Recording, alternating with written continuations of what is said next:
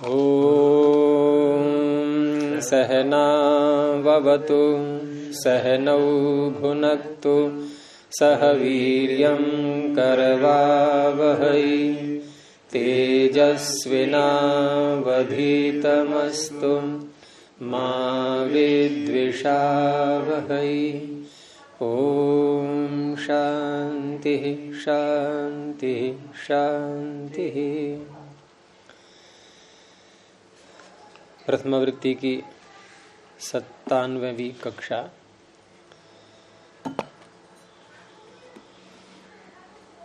प्रत्ययस्य लुक्षुलुलुपः, ये सूत्र पूरा हो गया था। इसमें कुछ पूछना है पीछे?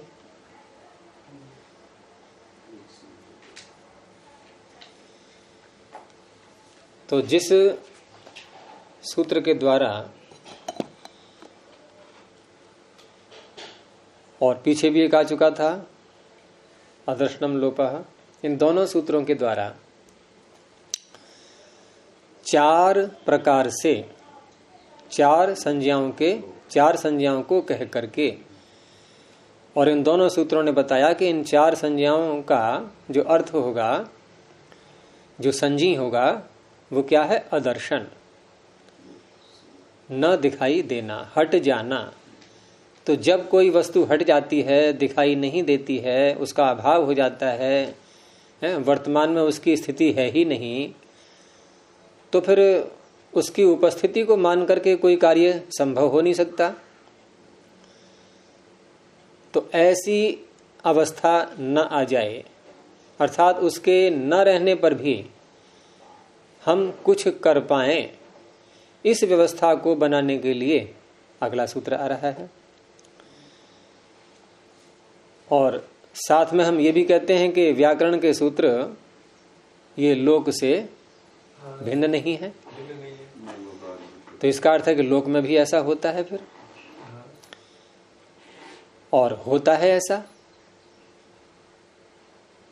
और कभी कभी परिवार में ही देखो, कोई पूर्वज हमारे नहीं है और कोई व्यक्ति गलत कार्य करने लगे और उसका माता पिता, उसके जो है पूर्वज, वो ऐसा कार्य नहीं करते थे, तो हम उसकी दुहाई दे करके हम उससे कहते हैं, अरे कुछ तो लाज कर, तू कुछ तो शर्म कर, देख तेरे पिता भी ऐसा नहीं करते थे। तो उनकी उपस्थिति को ला करके और हम उसको धमकाते हैं, बताते हैं, समझाते हैं। तो ऐसे ही यहाँ पर भी है।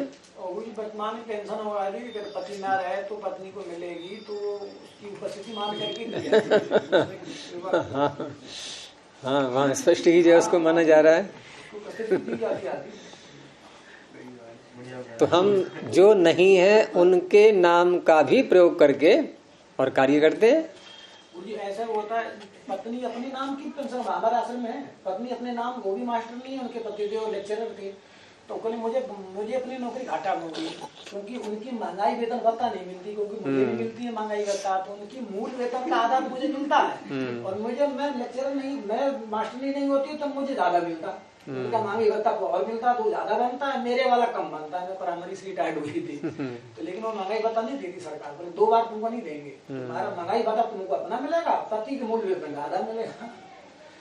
तो उसी बात के लिए सूत्र आगे आ रहा है कि ये कार्य भी संपन्न होते रहें, न रहने पर भी कार्य संपन्न होते रहें। तो सूत्र आगे है प्रत्यय लोपे प्रत्यय लक्षण। प्रत्यय लोपे सप्तम एक वचनांतम, प्रत्यय लक्षणम प्रथम एक वचनांतम। समास कर देंगे, प्रत्यय से लोपः प्रत्यय लोपः, प्रत्यय का लोप। तस्मिन प्रत्यय लोपे, सती सप्तमी है, एक प्रकार से ये। और प्रत्यय लक्षणम, इसमें बहुव्रीहि समास करेंगे।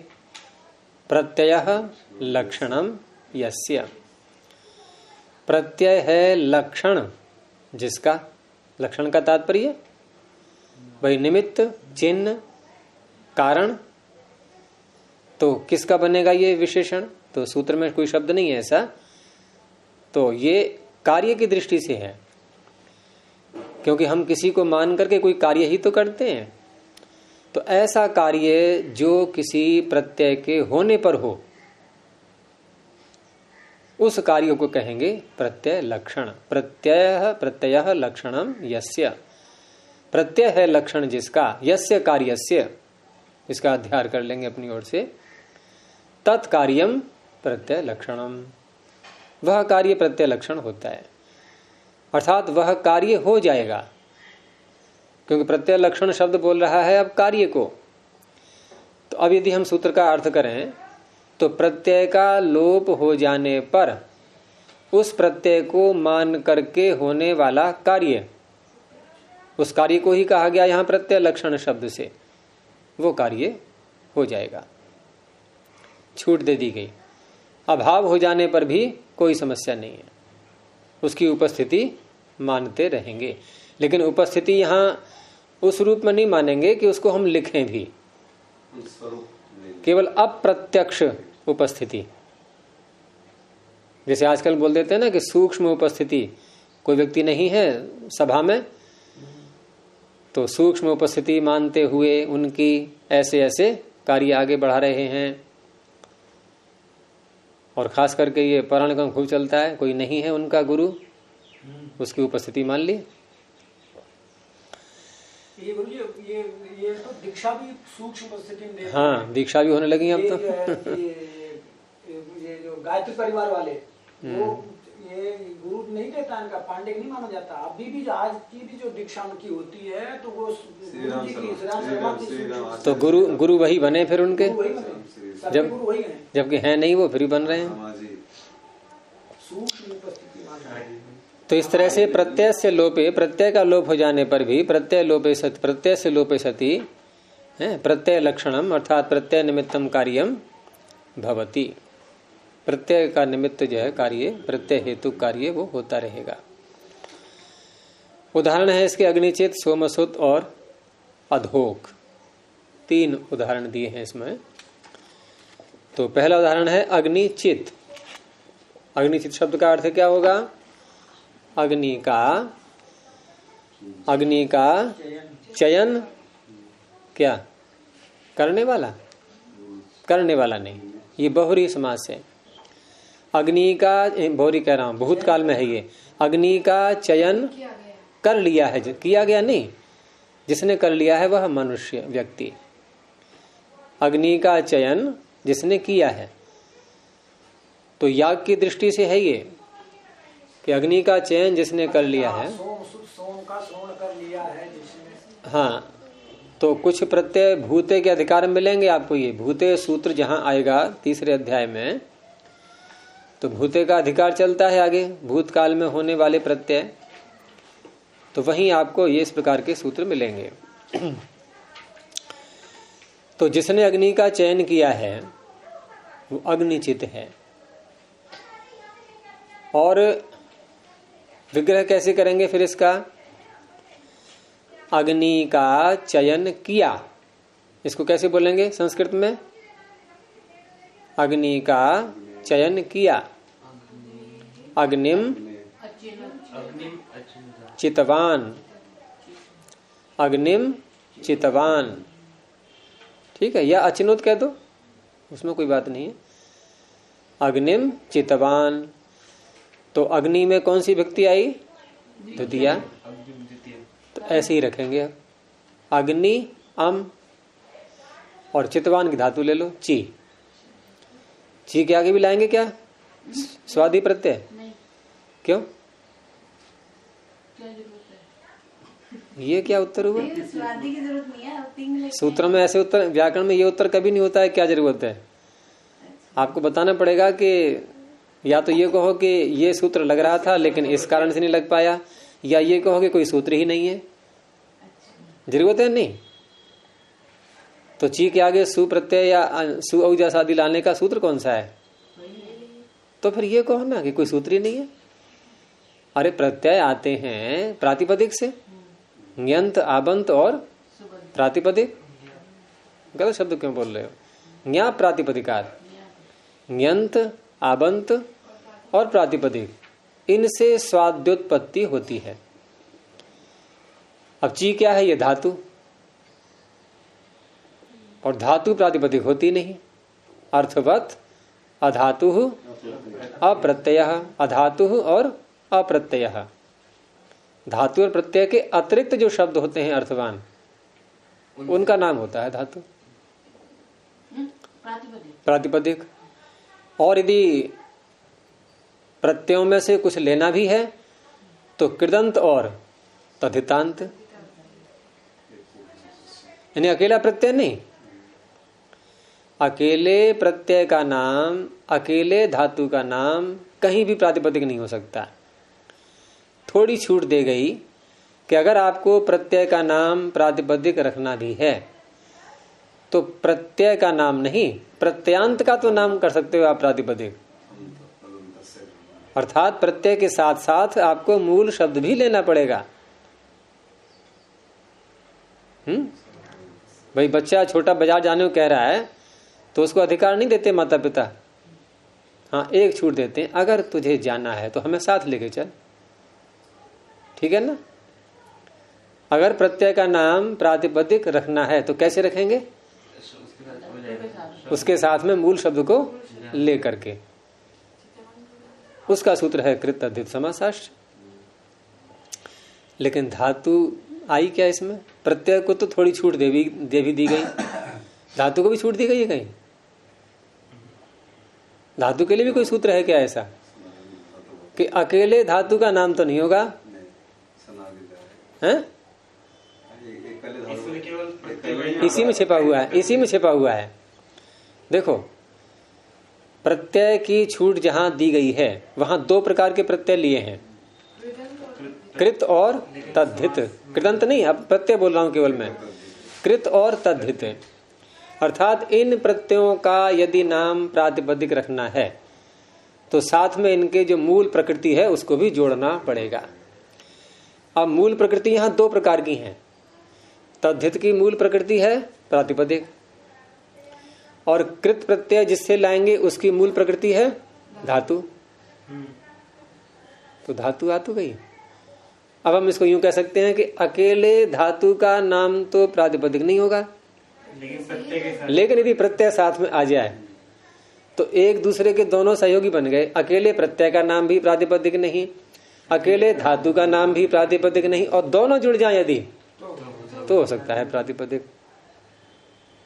यह है सारा रहस्य इसका। तो कहाँ थे हम अभी, अग्नि अम और ची धातु थी। अब ये ची धातु कैसी है, ये अकेली है। अगर ये प्रत्यय सहित होती तो फिर इसके आगे सु आदि प्रत्यय आ सकते थे, अकेली है तो नहीं आ सकते। तो अग्नि अम और ची ये स्थिति है। अब तीसरे अध्याय में कुछ सूत्र ऐसे हैं जो आपको क्या हो रहा है कि प्रथमावृत्ति पढ़ते पढ़ते साथ में बहुत सी ऐसी बातें आ रही हैं जो आगे की भी हैं, और इनको जान करके अष्टाध्यायी बहुत सरल भी हो जाती है धीरे धीरे। हम केवल प्रथमावृत्ति को प्रथमावृत्ति की दृष्टि से ही नहीं पढ़ रहे हैं, इनमें जो रहस्य भरे हुए हैं सारे वो भी साथ में चल रहे हैं। तो तीसरे अध्याय के सूत्र दो प्रकार के होते हैं। एक तो ऐसे होते हैं जो केवल धातु से प्रत्यय कर लेते हैं, जैसे मृल त्रिचौ, तव्य तव्या नहीं रहा, बहुत सारे मिल जाएंगे आपको। कुछ ऐसे हैं जो धातु से प्रत्यय करते तो हैं, लेकिन कब, जब उस धातु के साथ में कोई सुबंत शब्द भी जुड़ा हुआ हो। समझ में आ गया। और ये प्रकरण कहां से प्रारंभ होता है, कर्मण्यन से। कहां है कर्मण्यन, दूसरे अध्याय का दूसरे पाद का, तीसरे अध्याय के दूसरे पाद का पहला सूत्र। और एक पहचान भी है इसकी इसमें कि तीसरे अध्याय में यदि किसी सूत्र में कोई सप्तम्यंत शब्द आ रहा है तो प्रायः, प्रायः बोल रहा हूं, तो प्रायः उसका एक नाम रखा गया है उपपद। ये संज्ञा है। ये तत्र, तत्र का तात्पर्य वहां, कहां, कहाँ? नहीं, ये सूत्र है कहाँ? ये देखो, प्रकरण का पता हमें कहाँ लगता है? ये तत्र किसको कह रहा है, ये हम कैसे समझेंगे? जैसे पूर्वत्रा से धम का अर्थ हम पूर्वत्र का अर्थ करते हैं तो कैसे समझते हैं? सूत्र की स्थिति को देख करके, कहाँ है ये, तब पूर्वत्र बोलते हैं हम। पूर्वत्र का अर्थ क्या होगा? ऐसे ही तत्र का अर्थ, धातु का अधिकार कहाँ से प्रारंभ होता है? 91वें सूत्र देखो, क्या है उसके आगे? तो ये सूत्र को ढूंढने के लिए आपको कितनी देर लग गई अभी, और धातु के नीचे है। तो अब तत्र का अर्थ पता लग गया होगा। हाँ, धातु के अधिकार में। तत्र का अर्थ वहां कहाँ? धातु के अधिकार में। कौन सा धातु? यही तीसरा वाला। 3 धातु हैं। तो स्पष्ट है कि ये सूत्र तत्रोपदम ये इसी धातु के अधिकार के लिए है। अब करिए दोबारा अर्थ इसका। धातु के अधिकार में सप्तमी स्थम उपपदम हो गया अर्थ। धातु के अधिकार में जो शब्द जो पद सप्तमी में स्थित है सूत्रों में, उसका नाम। अब इसी धातु के अधिकार में सूत्र ले आए हम कर्मण्यन। यद्यपि लगाना नहीं है मैं, लेकिन समझा रहा हूं क्योंकि यहां से प्रारंभ हुए हैं सप्तम्यंत पद ये। तो कर्मणि अण, इस सूत्र में सप्तमी किस में है? तो कर्मणि का नाम क्या होगा? कर्मणि के नाम का तात्पर्य कर्मणि जिसको कह रहा है उसका नाम होगा उपपद। जैसे कुंभकार, तो कुंभ अम क्री धातु, और इसी सूत्र से अण प्रत्यय किया।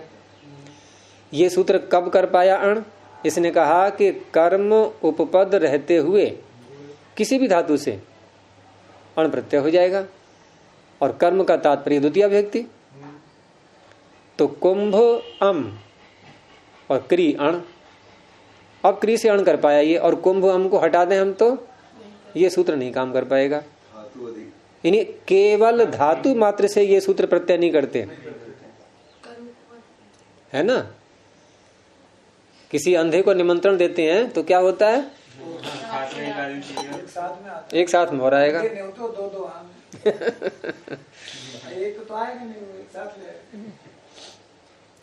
तो ये सूत्र ऐसे ही हैं, ये अकेले को नहीं बुलाते धातु को, ये कहते हैं भी साथ में लेके आओ।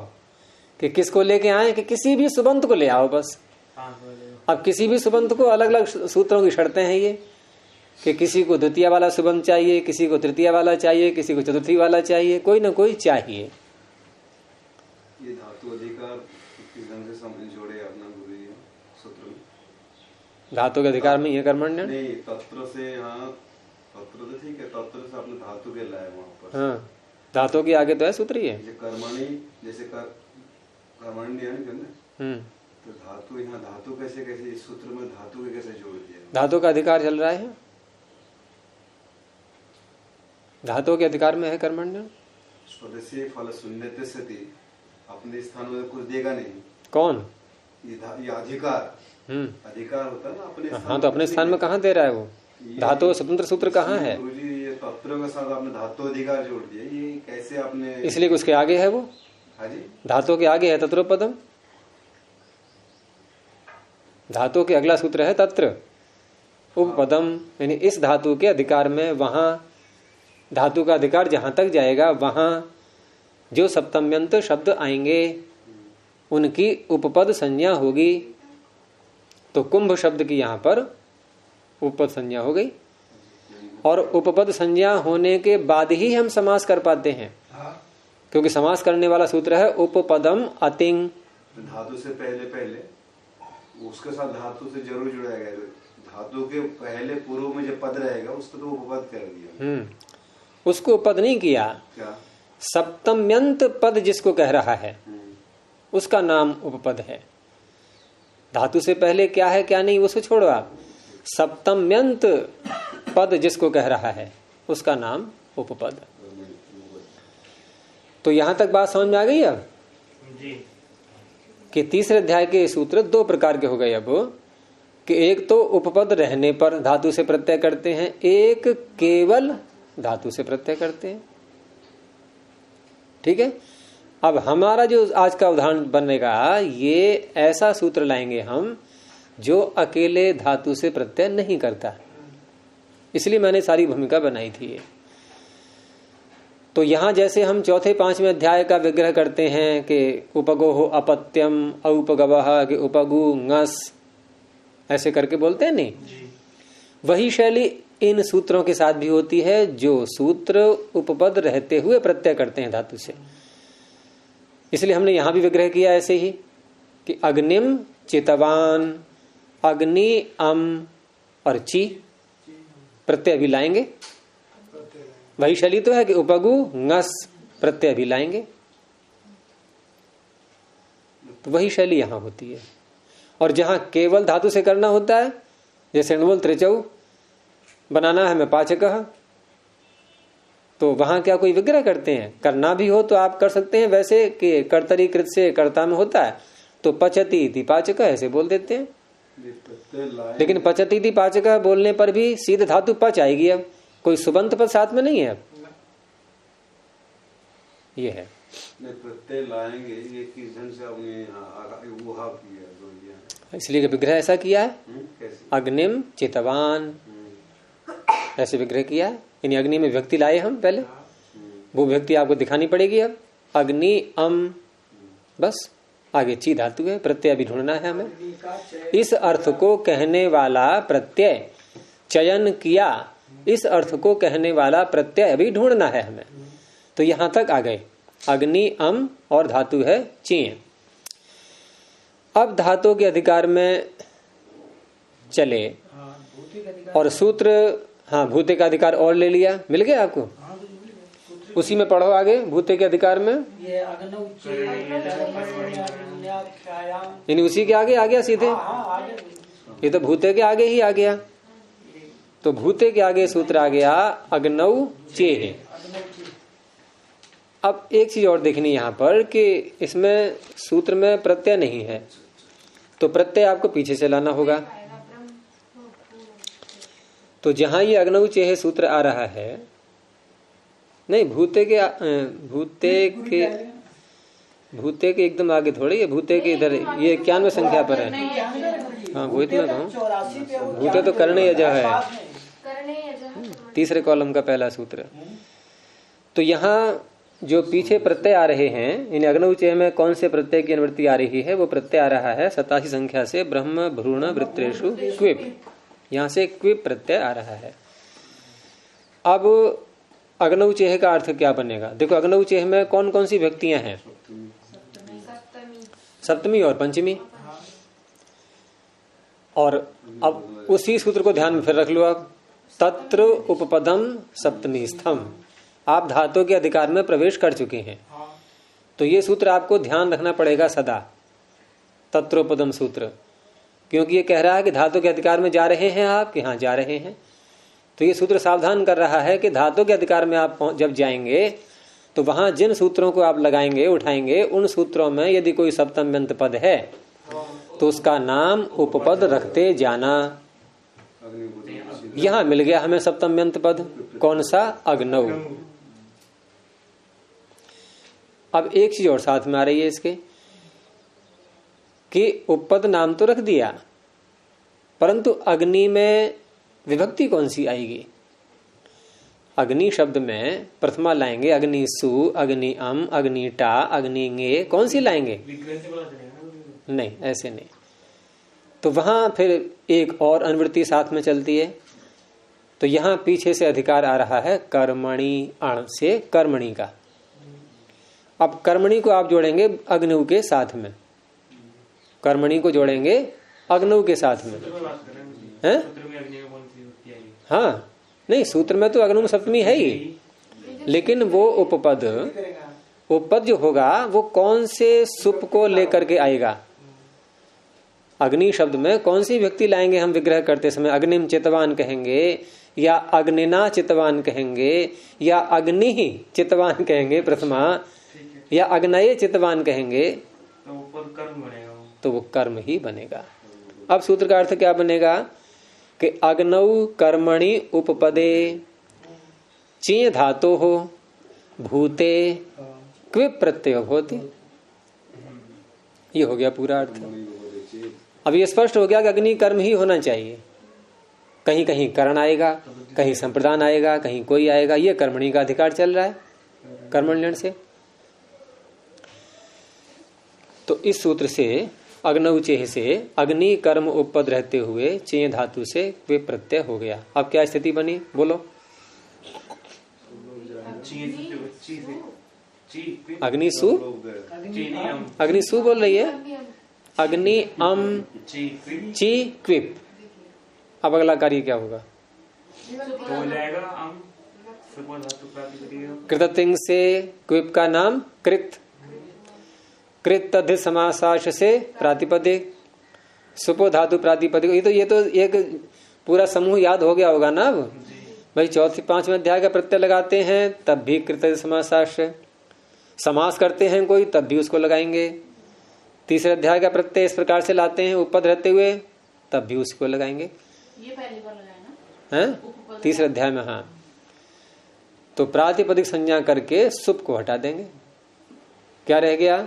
अग्नि ची क्विप। अब क्विप से निपटना है। तो क्विप में पकार को हटाया, हलंत्यम, ककार को हटाया, लशक्व तदिते, एकार को हटाया, पहले हाथ तोड़े फिर पैर तोड़े और अंत में गर्दन ही काट दी। यहां तक हो जाएगा। इसका कुछ भी नहीं बचेगा, इसका कुछ भी नहीं बचने वाला है, कुछ भी नहीं बचेगा इसका। तो एक एक करके, एक साथ नहीं, एक एक करके अंग काट काट के सारे। तो अंत में रह गया वकार। अब पानी ने सोचा कि इस अकेले को भी क्या रखना बेचारे को। सारे संगी साथी सब चले गए। और इसकी संज्ञा भी सार्थक है, क्योंकि जो किसी से जुड़ा रहता है तो हम कहते हैं इसका बहुत लोगों से संपर्क है, इसका बहुत लोगों से संपर्क है। अब संपर्क में सम को हटा दो, क्या रह गया? पर्क। और इसको अगर हम निष्ठा प्रत्यय बनाएंगे तो संपृक्त, और सम को हटा दिया तो पृक्त, और जो किसी से पृक्त नहीं है वो अपृक्त, जो किसी से जुड़ा हुआ नहीं है। तो ऐसी हालत हो गई इसकी, एक अल रह गया तो अपृक्त एकाल प्रत्यय।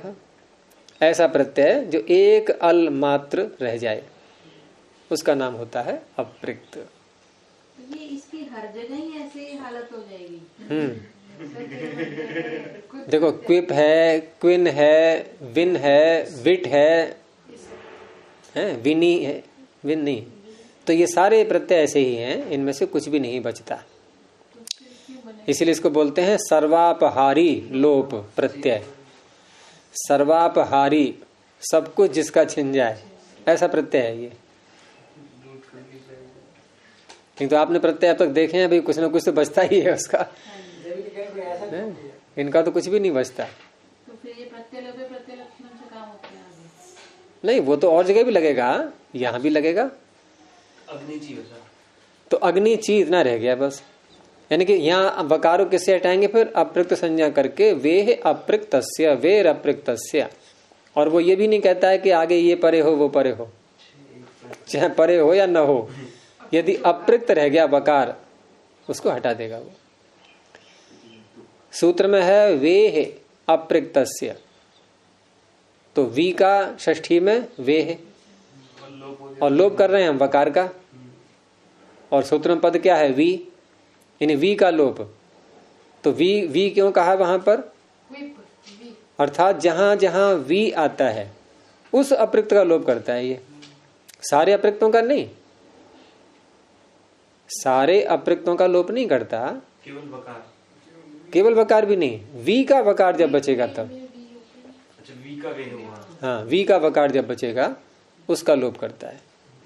तो वेर अपृक्तस्य, इससे लोप हो गया। तो केवल क्विप में ही आना हुआ है और भी नहीं आना हुआ। हाँ, एक चीज और करनी थी इसमें पहले, वो रह गया करने से, कि अग्नि अम और ची क्विप, इसमें क्योंकि हमने अग्नि को अभी ची के साथ जोड़ा नहीं है, बोल दिया है वो बात अलग रही, लेकिन एक पद बनाने के लिए हम समास करते हैं।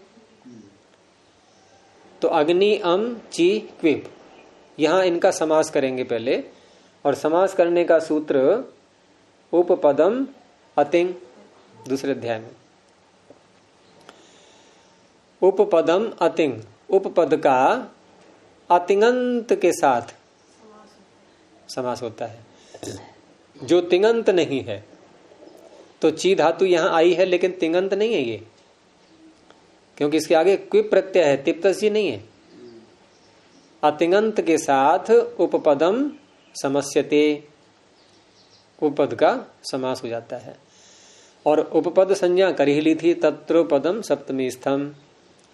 तो अग्नि अम इतने अंश का अतिंगंत अर्थात ची क्विप, इसके साथ समास हो गया।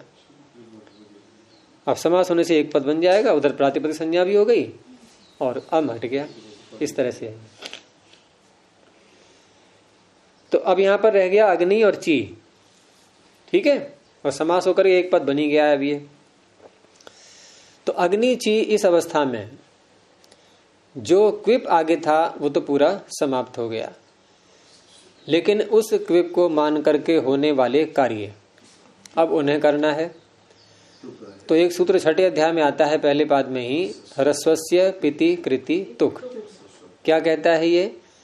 पिति कृति सप्तमी है ये, यानी कृत प्रत्यय परे हो। कैसा कृत परे हो? जो साथ में पित भी हो। सारे कृत नहीं लेता वो, ऐसे कृत जो पित हो। तो पिति कृति परतः ह्रस्वस्य तुक आगमो भवति। अब यहां तो कुछ भी नहीं है, न कृत है न पित है वो, तो इस सूत्र ने कह दिया प्रत्यय लोपे प्रत्यय लक्षणम। प्रत्यय का लोप हो जाने पर भी प्रत्यय को मान करके होने वाले कार्य होते रहेंगे। तो क्विप को मान करके होने वाले कार्य, और क्विप में ये दोनों बातें घट रही हैं कि क्विप प्रत्यय पित भी है और कृत भी है। अष्टाध्यायी याद न होने से यही समस्या आती है कि सूत्रों को ढूंढते रहो, कहाँ है कहाँ नहीं है। अब मेरा अभ्यास वो है पढ़ाने का कि मैंने अब तक जो पढ़ाया है वो उन्हीं लोगों को पढ़ाया, इनको अष्टाध्यायी पूरी याद रही है, तो मैं ध्यान कम दे पाता हूँ इस बात को किसी को याद है कि नहीं है। मैं ये मान चलता हूँ सबको याद ही है, तो इसलिए सूत्र ढूंढ लिया करो जल्दी से। तो ह्रस्वस्य प्रतिकृत तुक सूत्र ने क्या कहा कि पित कृत परे रहते ह्रस्वस्य तुक आगमो भवति, तुक आगम होता है। तो यहाँ पितकृत न होने पर भी प्रत्यय लोपे प्रत्यय लक्षण की सहायता से उसकी उपस्थिति मान ली गई। और क्विप कैसा है? ये कृत भी है और पित भी है, पकार भी है उसमें। तो इस सूत्र से तुक आगम हो गया। तुक आगम किसको हुआ? ह्रस्वस्य। षष्ठी किसमें है? ह्रस्व में। तो अग्नि ची, ह्रस्व क्या है यहाँ पर? ची, ची का ई, उसको तुक हुआ है, तो कहाँ बैठेगा? आद्यंतो टकितो, क्योंकि तुक कित है, कित होने से उसके अंत में बैठेगा, और तुक का बचेगा तकार, बन गया अग्नि चित। ये स्थिति हो गई। अब उसके बाद प्रातिपदिक संज्ञा तो इसकी हो ही गई थी, किससे? कृतधित समासाश्च, कृदंत होने से। अब कोई ये प्रश्न करे कि प्रातिपदिक संज्ञा तो अग्नि ची इतने की हुई थी, ये तुक का तकार तो अतिरिक्त आकर के जुड़ा है, ये तो प्रातिपदिक नहीं था, तो फिर सुप्रत्यय कैसे आएगा? सुप्रत्यय अग्नि ची इतने के आगे आएगा या अग्नि चित इसके आगे आएगा? हाँ, आगम उसी के अवयव होते हैं। तो प्रातिपदिक को किया हुआ आगम प्रातिपदिक ही है, वो उससे भिन्न नहीं है। तो सुप्रत्यय आया, अब सुप्रत्यय का सकार बचा, तो सुप्रत्यय का सकार बचा तो इसका भी नाम होगा फिर अप्रयुक्त, होगा कि नहीं? तो इसका भी लोप कर दें क्या? नहीं करें? यहाँ से तो इससे थोड़ी जाएगा। हाँ, लोप तो हो जाएगा। लोप तो होगा। किससे नहीं जाएगा? वेर प्रत्यय से नहीं जाएगा, ये कहना चाह जाओगे ना?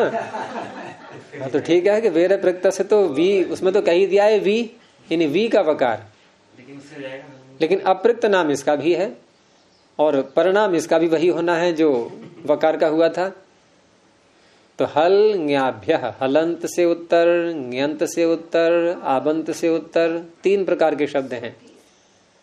यहाँ हल है, अग्निचित तकार हल है, उससे उत्तर यानी कि तुक आगम ने आकर के सु को और मरवा दिया। अगर ये तुक ना आता तो हम बोलते अग्निचिहि, अग्निचयऊ, अग्निचय, जैसे हरि के रूप चलते हैं, यही चलते हैं ना फिर। तकार ने आकर के सु को भी समाप्त करवा दिया।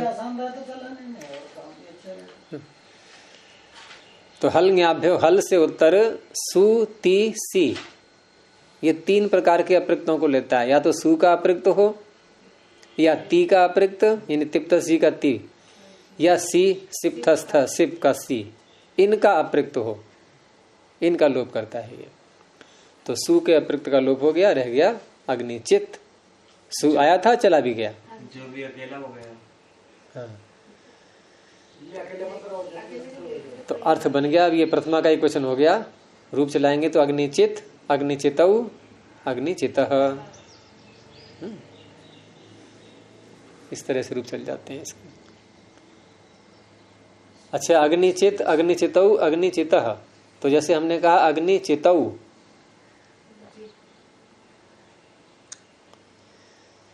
तो यहां अग्निचितौ में अग्निचित और औ, तो झलाम जशोंते से अग्निचित के तकार को दकार क्यों नहीं हुआ? सत्यपति जी बताएंगे अब।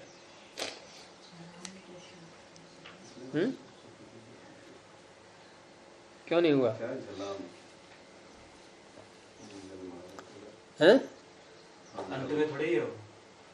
अग्निचित आदि में है, नहीं अंत में नहीं है तो आदि में है। आदि में नहीं है। उसमें आगे प्रत्यय ठीक है। प्रत्यय तो ठीक है, प्रत्यय अलग है अंत नहीं आ रहा है। भाई। शब्द हमारे पास में है अग्निचित, अब तो प्रत्यय बाद में है उसके। तो झलाम जशोंते से तकार को दकार क्यों नहीं हुआ? हैं? अरे पदस्य के अधिकार में है। पद के अंत में झलों के स्थान में जश होता है, झलाम जशोंते, तो पद है तो ये अग्निचित। क्यों सुकामा जी, पद नहीं है ये पद नहीं है। हाँ, तो अग्निचित पद नहीं हो गया। सुप ले तो आई, औ आगे है तो पद बना है, पद के अंत में ही नहीं हो। कौन चला गया? सु सु या सुबंत? सुबंत तो है, यानी सु अंत में हो तो पद संज्ञा हो गई, या सुप अंत में हो तो पद संज्ञा होगी। तो औ आ तो गया, कब आया? अभी नहीं बोले हम अग्निचित औ। और किसकी बात हो रही है? मैं बात तो सही कह रहा था, मैंने सही से एक बार कहा नहीं। तुमने दे दिया उत्तर, ये नहीं दे पा रही हैं। ये बताओ मुझे कि सुप परे रहते पद संज्ञा होती है या सुप सहित की पद संज्ञा होती है सुबंत की? तो फिर क्यों नहीं बोल पा रही हैं आप? यहाँ अग्निचित पद है या अग्निचित औ पद है? दोनों मिलके है। तो पद के अंत में क्या क्या अक्षर है यहाँ? फिर तकार पद के अंत में है कहाँ? कहाँ पहुंच गए आप? वहाँ पे 2 बन जाएंगे गुरुजी। हैं? प्रथमा में एक वचन में, हाँ, वहाँ पे 2 बन जाएंगे। वहाँ की मैंने पूछा ही नहीं था। ये तकार के दकार की बात चल रही है। अच्छा, तो यहाँ तो हो गया है। वहां तो पद के अंत में आ गया, वहां तो पद के अंत में आ गया। प्रथमा के एक वचन में पद के अंत में आ गया तकार, या नहीं आया? अरे सू तो हट गया था ना, तो अब तो अंत में रह गया भाई। सास ससुर मर गए, अब तो बहू अकेली रह गई, नहीं रहेगी अब कुछ भी करे चाहे वो। हाँ, अब क्या समस्या है? अब थोड़ी बना काम मत करो। तो वहां तो पद के अंत में आ ही गया, जो सु बाधा डाल रहा था वो तो गया। तो इस तरह से अग्नि चितऊ में तकार पद के अंत में नहीं है। अच्छा, अब मान लो हम लाए शस, अग्निचित और शस का अस। अब यहां पर झलान सुनते लगना चाहिए। क्यों? क्योंकि स्वादिशु असर्वनाम स्थान है। भाई सर्वनाम स्थान प्रत्यय आगे होते हैं तब तो ये सूत्र नहीं लगता, तब तो लगता है आपका सुप्तिंगंतम पदम। लेकिन ये शस तो नहीं है सर्वनाम स्थान। सर्वनाम स्थान के 5 ही प्रत्यय तो हैं। तो स्वादिशु असर्वनाम स्थान है, यानी हमें अब प्रत्यय रहित का नाम पद रखना है। सुप्तिंगंतम पदम तो प्रत्यय सहित का नाम पद रखता है, इसलिए अग्निचितऊ में प्रत्यय रहित यानी कि तकार तक पद संज्ञा नहीं हो पाई थी। लेकिन शस लाएंगे तो स्वादिशु असर्वनाम स्थाने, स्वादि परे रहते, यानी छूट रहे हैं प्रत्यय। सर्वनाम स्थान भिन्न स्वादि परे हो तो पूर्व शब्द का नाम पद हो जाएगा। तो अब तो बन गया पद, ये शस प्रत्यय लाएंगे तो अब तो पद बन गया। तो यहां क्यों नहीं तकार हुआ फिर झलाम सुनते से? क्योंकि यहां रूप बनता है अग्निचितः द्वितीया के बहुवचन में। अच्छा, ये कहां से अर्थ कर रही है? यही है स्वादि, सु से लेकर के और 5वें अध्याय के अंत तक यही है। तभी तो कहा सर्वनाम स्थान है। सर्वनाम स्थान क्यों छोड़ा गया? अगर ये स्वादि नहीं है तो सर्वनाम स्थान की प्राप्ति ही कब थी? तो यहां क्यों नहीं हुई? यहां क्यों नहीं हुआ जश? यहां तो अग्निचित पद है, क्योंकि आगे शस परे है और शस सर्वनाम स्थान में आता नहीं। सारे उलझ गए। अरे यहाँ यचिभम बैठा हुआ है। मैं कहने लगी थी बहुत संज्ञा होगी। वो कहने लगी होगी आप किसी और से, मेरे सामने नहीं कहा। तो यचिभम अपवाद है। वो कहता है कि स्वादियों में यदि आजादी कोई है तो पद संज्ञा नहीं होगी, भ संज्ञा होगी। तो अग्निचित की यहाँ भ संज्ञा है, भ के अंत में तकार है, पद के अंत में तकार नहीं है। और जब हम भ्याम लाएंगे तो भ्याम में यचिभम लग नहीं पाएगा, क्योंकि भ्याम हलादी है। अब लग जाएगा यचिभम तो वहां स्वादिष्ट सर्वनाम स्थानीय लगेगा, वो पद संज्ञा करेगा। तो झलाम सुनते तकार करेगा, अग्निचित भ्याम। बताइए, सामान्य सी बात नहीं पकड़ पाए अभी तक। पूरे पद की स्थिति होगी शब्द की। तो इस तरह से ये सूत्र लगते हैं आपस में, क्योंकि जहां पद संज्ञा होती है वहां भ नहीं होती, जहां भ होती है वहां पद नहीं होती। इन दोनों में वैर है। आकडारात आधे का नहीं, एका। आकडारात एक का संज्ञा, एक ही संज्ञा होती है, यहाँ दो नहीं हो सकती। प्रधानमंत्री कुर्सी पे एक ही बैठेगा, दो दो नहीं। तो इस प्रकरण में एक ही संज्ञा होती है, दो दो नहीं होती है। अन्य प्रकरण में हो जाएंगी। जैसे तव्यत के नाम क्या क्या हैं? प्रत्यय, कृत, अर्ध धातुक, हो गए बहुत सारे नाम, नहीं हो गए? लेकिन इस प्रकरण में एक ही होती है, या तो पद या भ। और झगड़ा हो जाए तो विप्रतिषेधे परम कार्यम, जो पर होगी वो होगी। फिर जैसे यहाँ पद और भ दोनों में झगड़ा हो गया और आ कड़ा देगा संज्ञा ने कह दिया एक ही होगी, तो पद कहेगा मेरा नाम रखा जाएगा, यहाँ भ कहेगा नहीं मेरा नाम रखा जाएगा, क्योंकि एक ही है ना, एक करना है। तो निर्णय कैसे करेंगे, पद की माने कि भ की माने? तो परम कार्यम। तो पर कौन सी है, पद या भ? कैसे पता? यचिभम बाद में आता है। अच्छा। तो अग्निचित, अग्निचितौ, अग्निचितः ऐसे रूप चल जाएंगे। ऐसे ही किसी ने सोम का श्रवण किया है, सवन, सोम को निचोड़ा है, सोम का पान किया है, या सोम याग में सोम को निचोड़ करके उसका सवन करके आहुति देते हैं यज्ञ में, अग्नि में, तो जिसने सोम का सवन कर लिया है, ऐसा व्यक्ति। तो कुंड में ही अंदर ही पकता है गुरु जी, सोम औषधि लाई जाती है कूट करके जो है, तो जो स्वयं टपकता है आसमान विधि से ये कुंड में, वो नहीं, सोम को तो कूट के बाहर निचोड़ते हैं। हाँ, उसमें टपकाते हैं गुरु जी वो। हाँ, वो तो अग्नि में आहुति देंगे ना बाद में। अपनी कटोरी लगा देते हैं। हाँ, और सोम लता जो है गिलोय को भी कह देते हैं लोग, नहीं मिलती है तो गिलोय को ही निचोड़ लेते हैं। क्योंकि मैं गया हूँ 2 सोम यागों में, वहां देखा है सब ये। जौ को भी माना गुरु जी, तो वहां विग्रह करेंगे सोमम सुतवान, सोम का सवन जिसने कर लिया है।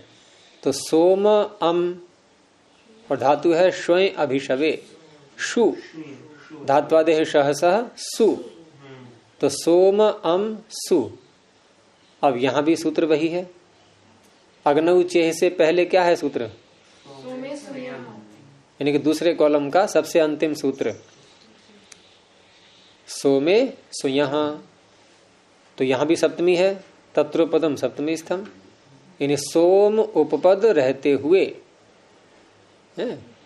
सु धातु से, स्वयं अभिशवे धातु से, और क्विप की अनुवृत्ति आई रही है, भूतकाल में क्विप प्रत्यय हो जाता है।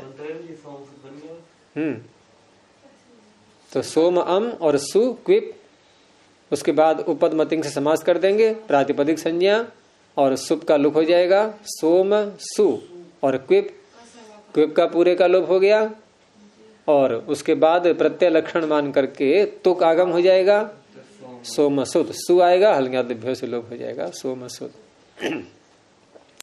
सोम का सवन जिसने कर लिया है। तो इस तरह से ये प्रत्यय लक्षण कार्य करवाता है सूत्र ये।